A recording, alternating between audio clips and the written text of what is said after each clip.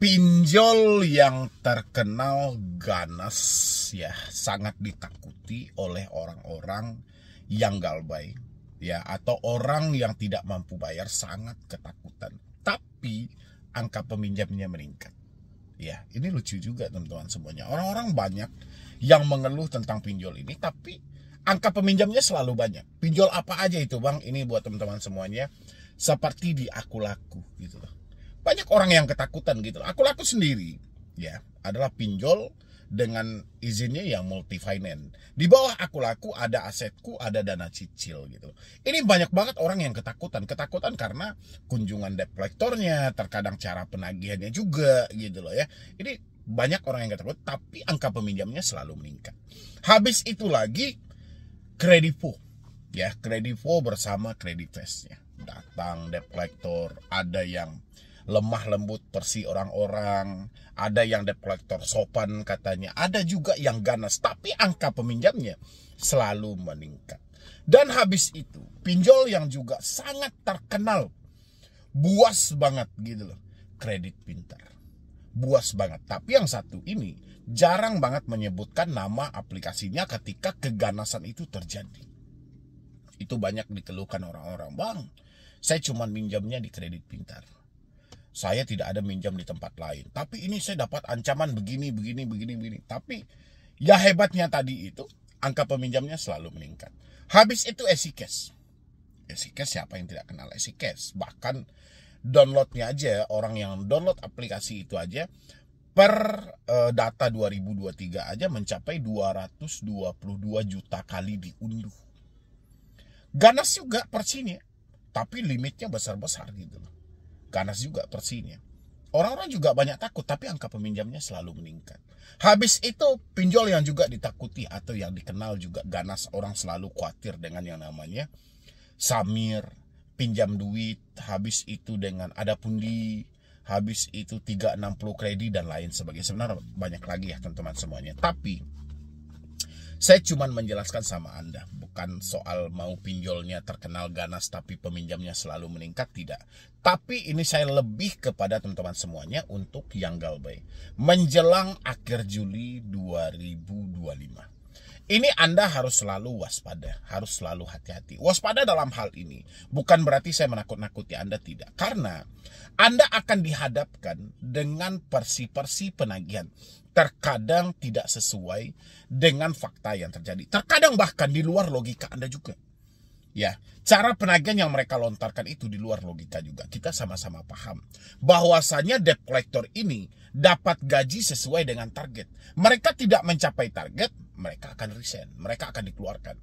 Itu aja yang harus Anda pahami. Tapi selagi Anda menempatkan posisi debt collector ini pada tempatnya, insya Allah semuanya akan baik-baik saja kok. Debt collector hanya tukang tagih. Debt collector itu hanyalah ujung tombak di sebuah perusahaan pelaku usaha jasa keuangan atau lembaga dari jasa keuangan itu sendiri. Dia ujung tombak, dia paling ujung ini. Debt collector ini paling ujung, baik yang DC-nya maupun FC-nya. Mereka paling ujung.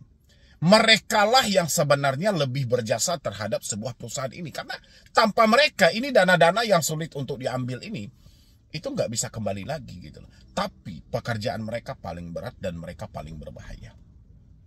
Ya, posisi mereka paling berbahaya juga. Mereka paling berat.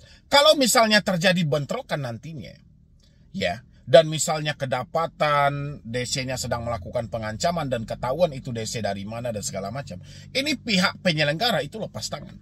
Karena pihak penyelenggara akan berkejar pada atau berpatok pada SOP mereka. Makanya seringkali kita mendapatkan soal debt collector ini ketika dia melakukan penagihan, itu jarang banget dia menyebutkan nama aplikasi karena pihak penyelenggara tidak mau menanggungjawabkan mereka.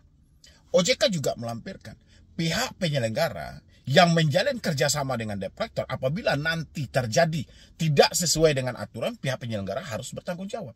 Inilah yang dia tidak mau. Makanya dia tetap dengan persi dia selalu menerobos mental-mental teman-teman semuanya, tapi tidak lagi menyebutkan nama aplikasi. Karena mereka juga dikejar oleh target mereka.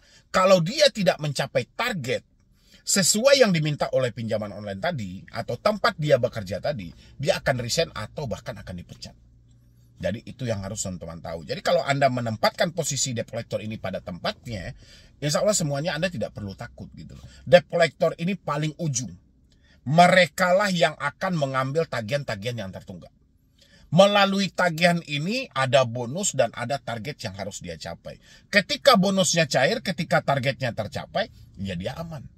Kalau target dia tidak tercapai, nasib dia juga tergantung buat ke depannya. Ini yang harus teman-teman pahami. Jadi jangan melulu teman-teman selalu nyampaikan, "Bang, saya galbay atau saya telat bayar di aku laku.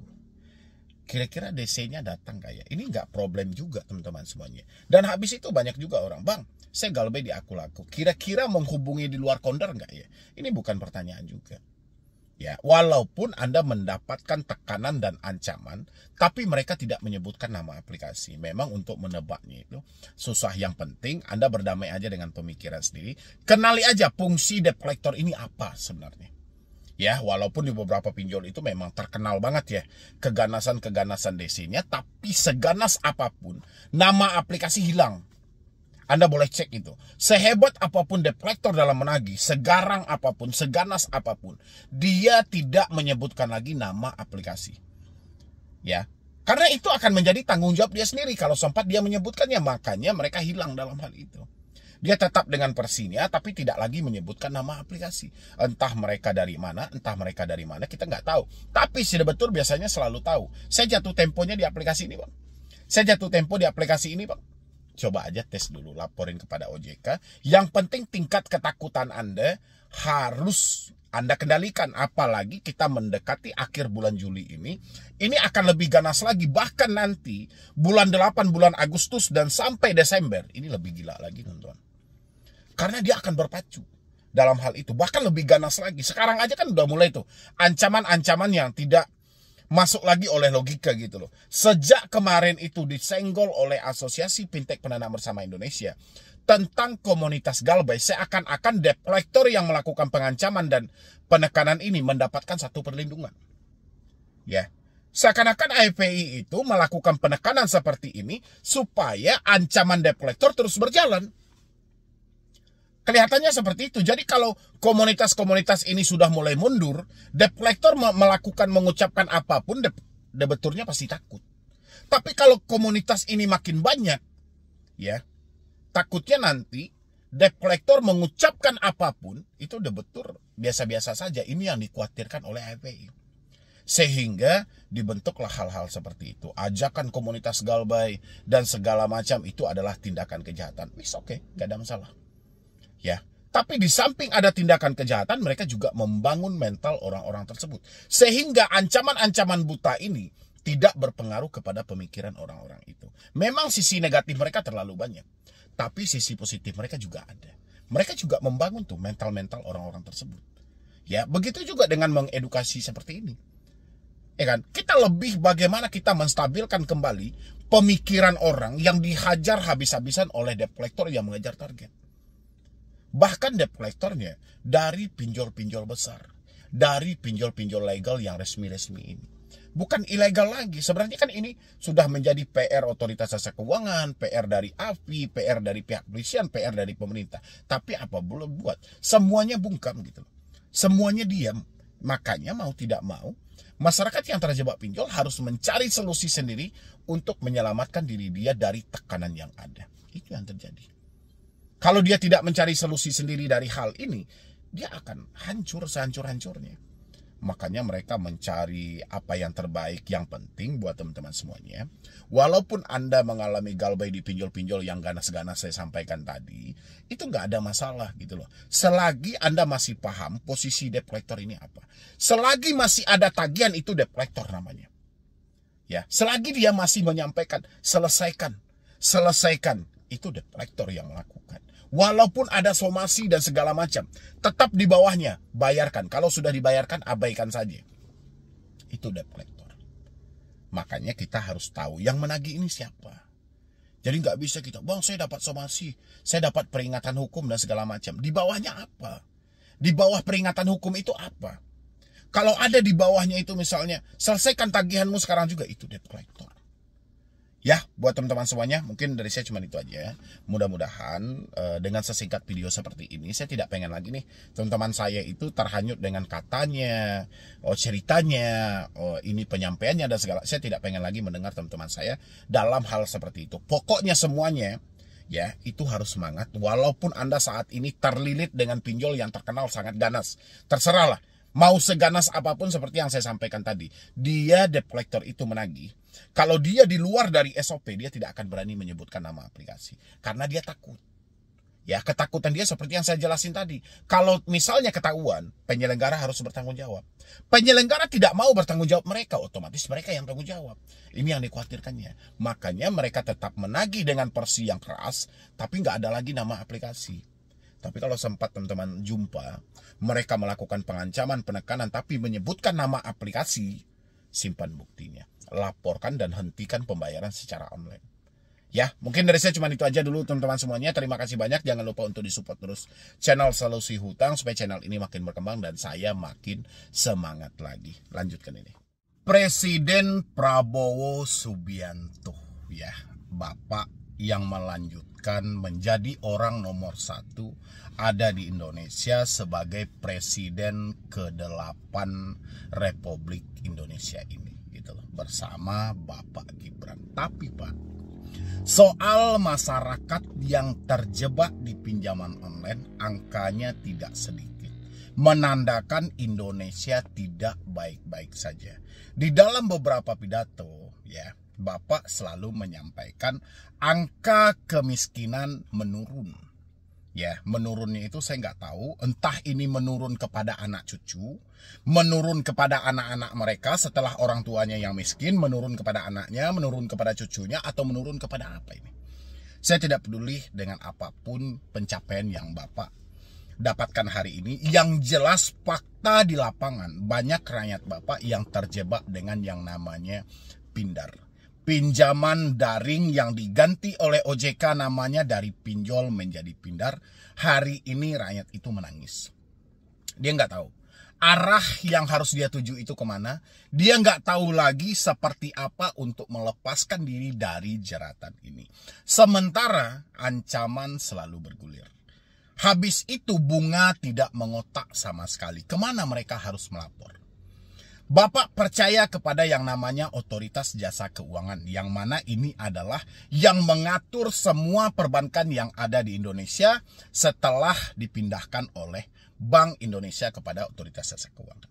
Tapi soal perkara yang namanya pinjol ataupun pindar tidak terselesaikan sama sekali. Sejak pinjol hadir ke Indonesia tahun 2015 lalu, sampai dibuatkan POJK di 2016 sampai sekarang, masalah pinjol masih tetap sama. Pengancaman, intimidasi, sebar data, bunga tidak manusiawi, dan segala macam. Ini masalah yang tidak pernah hilang. Dan Bapak selalu berupaya untuk menekan angka kemiskinan. Menekan dalam arti ini makin diperbanyakkan atau makin dikurangi. Ya, kalau bahasa tekan dalam kehidupan sehari-hari, kalau ditekan habis ke bawah ya makin banyak dia. Yang semulanya 100 orang kalau dipadatin lagi ke bawah bisa jadi 1000 orang. Jadi maksud penekanan yang Bapak sampaikan ini apa? Kalau penekanan yang Bapak sampaikan untuk mengurangi angka kemiskinan di Indonesia, pinjol tolong dibenahi. Tolong diperbaiki. Karena angka kemiskinan disumbang oleh pinjaman online. Gimana tidak? Iklannya penuh dengan tipu muslihat yang ada. Semua iklan menjanjikan surganya. Tapi fakta setelah mereka terjebak dalam hal itu, kenyataan tidak sesuai dengan iklan yang ditawarkan. Kemana masyarakat harus melapor? Hanya bisa melapor kepada Tuhan. Tidak ada di luar itu. Mereka dicaci maki, mereka dihina, bahkan mereka ada yang nekat melakukan tindakan pidana, yang nekat untuk mengakhiri hidup. Ini akibat ketakutan yang sangat berlebihan. Karena mereka tidak tahu lagi harus mendapatkan solusi dari mana. Dia mencoba melapor kepada otoritas jasa keuangan yang ditunjuk. Tapi yang terjadi, solusi tidak mereka dapatkan. Sementara mereka menyatakan sudah tidak mampu, sudah tidak sanggup. Apakah mereka ini termasuk orang yang jahat? Apakah mereka termasuk mafianya? Enggak. Karena mereka tidak sanggup, Karena besarnya bunga yang diterapkan. Besarnya bunga yang diberikan. Besarnya pemotongan biaya layanan yang mereka ambil. Ngerinya penagihan dalam telat 1 hari atau 2 hari. Ini yang mereka rasakan. Harusnya Bapak sebagai pemimpin tertinggi di negara ini sudah saatnya menyelesaikan semua permasalahan yang ada di negara kita ini. Salah satunya adalah kebebasan pinjaman online beroperasi di Indonesia tanpa mempedulikan semua aturan yang dibentuk. Ya, apakah selama ini tidak ada solusi sama sekali? Ya, memang tidak ada sama sekali. Solusinya cuma dibahas oleh DPR tapi tidak jelas arahnya kemana. DPR cuma teriak-teriak, marah-marah, tapi tidak menunjukkan solusi yang tepat. Ada kasus di akhir tahun 2024. 2 keluarga nekat mengakhiri hidup gara-gara pinjol. Dibahas di mana-mana, ya terlepas dari itu beritanya sudah tenggelam. Solusi tidak ada. Apa solusinya? Nggak ada. Sampai detik ini mereka masih berperang dengan ketakutan yang ada. Maka dari itu diharapkan kepada Bapak Presiden Prabowo untuk benar-benar serius dalam menangani permasalahan pinjol. Pinjol tidak bisa Bapak anggap sepele. Pinjol ini tidak bisa dianggap masalah murahan atau masalah kecil. Tapi pinjol penyumbang kemiskinan terbanyak ada di Indonesia. Hampir semuanya terjebak di pinjaman online dan hampir semuanya mereka tidak mampu membayar itu. Karena dimiskinkan. Pinjol cuma ada 2, orang berhenti pinjol. Kalau nggak miskin mati. Cuman itu aja. Karena pinjol solusi yang paling tepat untuk memiskinkan. Dan solusi yang paling tepat untuk mempersingkat usia. Ini ranah pinjol. Ya, nggak ada di luar itu. Kalau Bapak diamkan, Bapak tidak mengambil tindakan, yang terjadi makin banyak lagi rakyat Bapak yang menderita gara-gara hal ini. Setuju nggak teman-teman semuanya? Kalau Bapak Presiden turun tangan dalam hal ini, hapus pinjol dan blokir pinjol, kapan perlu semua orang OJK dan orang AFPI direvisi ulang. Karena kalau masih wajahnya itu aja, ya semua pasti ada backingannya dong. Pinjol pasti ada tempat berlindungnya. Makanya semua wajah yang ada di OJK diganti.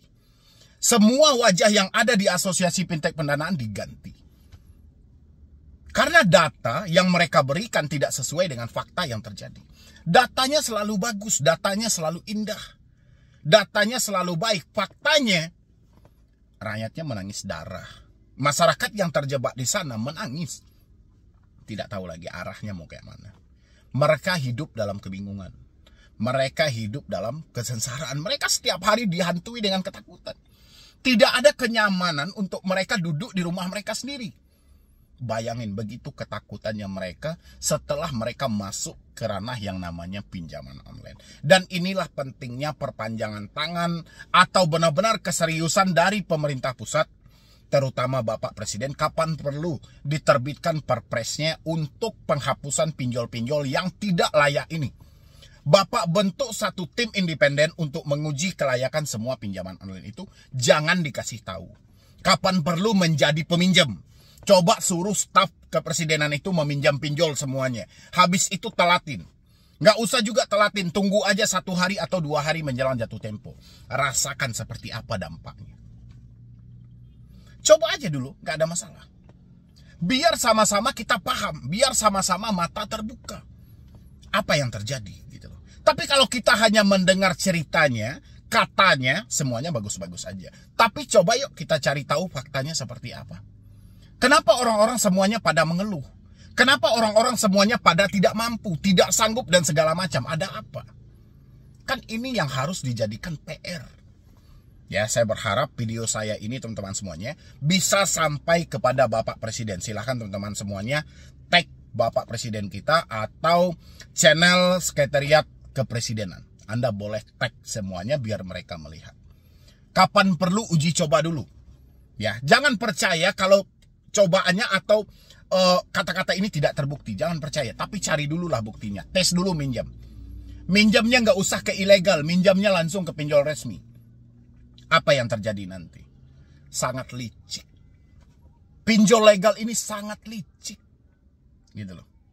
Kita meminjam di pinjol legal, di pinjol resmi yang pindar-pindar yang berlindung di balik OJK, kita ajukan. Dananya cair, dananya tidak cair. Promosi sampah dari pinjol ilegal masuk ke handphone kita. Pertanyaannya, mereka dapat data dari mana? Si ilegal tadi. Kalau bukan dari yang legal. Kayak gitu cara membuktikannya. Sangat simpel, berarti data ini diperjualbelikan. Menandakan satu pinjol legal ada pengikut puluhan pinjol ilegal. Benar nggak teman-teman semuanya? Terutama Anda yang sudah mencoba melakukan pinjaman di pinjol.